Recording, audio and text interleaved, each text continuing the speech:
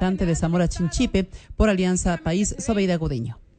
Los ingresos y los gastos. Los ingresos, que son efectivamente la recaudación de impuestos, el tema de gastos, donde está el tema de educación, salud, vivienda, agricultura, que efectivamente son necesidades identificadas en los sectores, y la planificación de programas de desarrollo. Creo que en esta mañana, señora presidenta, ya algunos colegas han explicado que dentro del presupuesto general del Estado 2015, en efecto, se han priorizado rubros importantes para electricidad, para obras, para transporte y obras públicas, para salud, para educación, para agricultura. Lo que no se ha dicho en esta mañana, en este debate, es que en el presupuesto del 2015 también está la participación de los gobiernos autónomos centralizados por el modelo de equidad territorial que en esta asamblea se aprobó a través del COTAD, que justamente es iniciativa de este proyecto político, la Revolución Ciudadana, en donde se incrementa de 2.977 millones del 2014 a 3.253 millones, es decir, un incremento del 9.3% para gobiernos autónomos centralizados. Eso significa, señora presidenta, ecuatorianos y ecuatorianas, que el gobierno nacional está pensando en que esos rubros deben ir a los gobiernos autónomos centralizados para que inviertan en el desarrollo de sus ciudadanos y sus ciudadanas. Hacia allá le apuntamos, señora presidenta, a este proyecto político, al que no efectivamente les calza a los de la oposición, pero al que sí le apuestan los 14 millones de ecuatorianos que creen en este gobierno y que le apuestan porque ven el cambio y la transformación radical que vive este país. Seguramente, señora presidenta, la oposición de esta Asamblea Nacional y la que esté en las calles seguramente siguen viviendo en el Ecuador del pasado, el cual construyeron a su imagen y semejanza. Lo que no han entendido es que en este gobierno nos estamos endeudando para desarrollar el Ecuador, a diferencia de lo que pasó en gobiernos anteriores, que se endeudaban para llevarse el dinero. Aquí están sus acólitos y la historia efectivamente nos lo recuerda cada vez que topamos este tipo de temas, y yo insisto en que los ecuatorianos y ecuatorianas no tenemos lagunas mentales y que reconocemos los rostros, los nombres y apellidos de aquellos que fueron cómplices y que cuando iban al Fondo Monetario Internacional iban a postrarse para que las recetas que dictaban ellos vengan a imponerse en el Ecuador. Hace rato, señora presidenta, que en el Ecuador nosotros no permitimos que nos impongan recetas internacionales, y que los ecuatorianos y ecuatorianas hace rato nos declaramos un país libre y soberano. Aquí también se ha dicho, señora presidenta,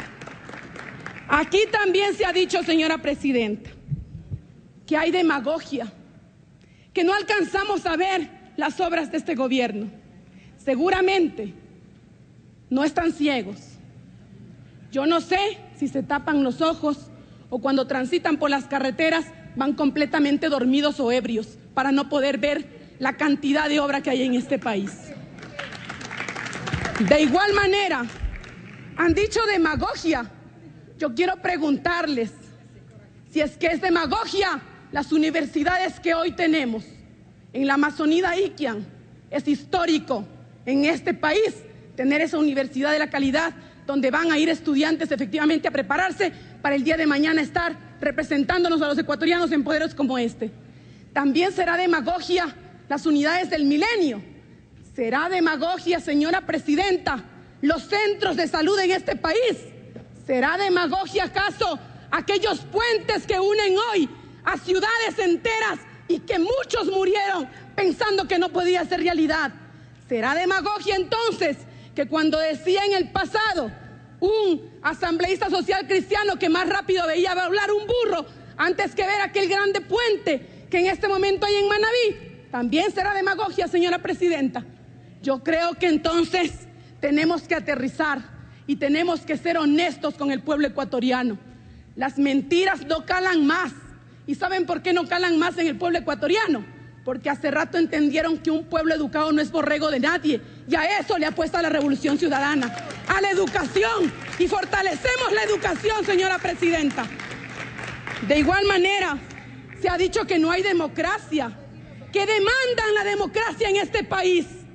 ¿Acaso no salen a los medios de comunicación y lanzan improperios con todo aquel que no piensa de la misma manera y que es oposición en este momento? Señora presidenta, ¿acaso no hay democracia cuando ayer trataron de movilizarse buscando desestabilizar este gobierno y no lo pueden conseguir porque sus convocatorias no llegan a calar en la gente y no pueden movilizar a la gente? ¿Acaso no hay democracia cuando tienen la capacidad, señora presidenta, de decirle al presidente cualquier babosada que se les cruza por su cabeza? ¿De qué democracia hablamos, señores asambleístas? ¿De qué democracia hablamos, pueblo ecuatoriano? Cuando en esta revolución ciudadana ha habido una democracia real, porque le apuntamos a acabar con la exclusión, a acabar con la pobreza, a acabar con el trabajo infantil. Ahí está el presupuesto del Estado, señora presidenta. A eso le apostamos.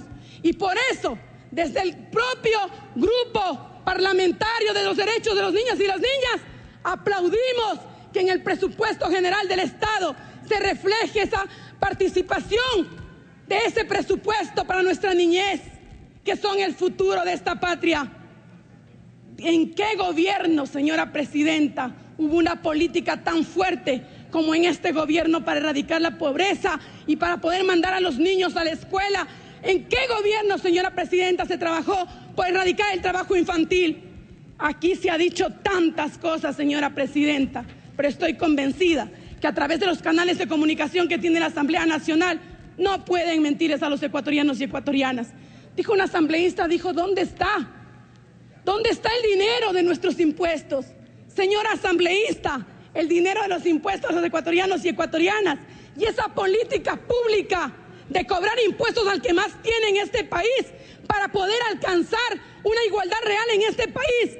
Claro, señora presidenta, están 75 millones de dólares para personas con discapacidad. Pues que no había personas con discapacidad en los gobiernos anteriores.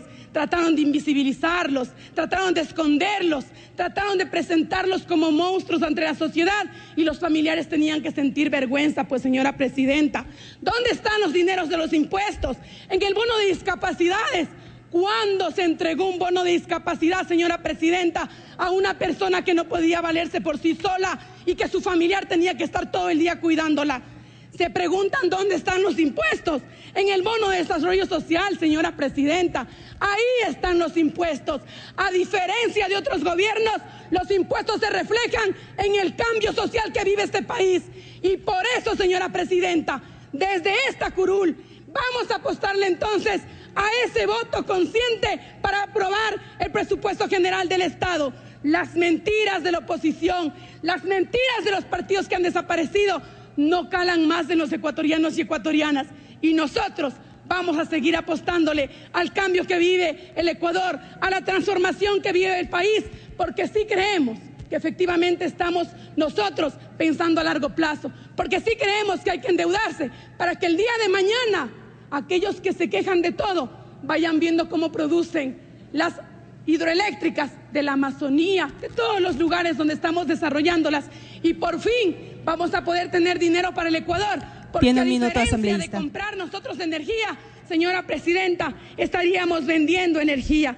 Esa es la realidad que estamos viviendo nosotros en este momento, señora presidenta. Aquellos que dicen que todo es mentira, les quiero decir que el día de ayer el Estado ecuatoriano recibió los 30 millones de dólares como segunda cuota de regalías anticipadas, efectivamente, de algo que todavía ni siquiera se está explotando, como es en el proyecto Mirador en la provincia de Zamora Chinchipe. Decían que las juntas parroquiales, ahora sí pensamos en las juntas parroquiales, y cuando éramos prefectos y cuando vivíamos en la exclusión a la gente del sector rural, las juntas parroquiales se crean con este gobierno pensando en que la revolución y la transformación de este país nace desde el sector rural, señora presidenta. Muchísimas gracias.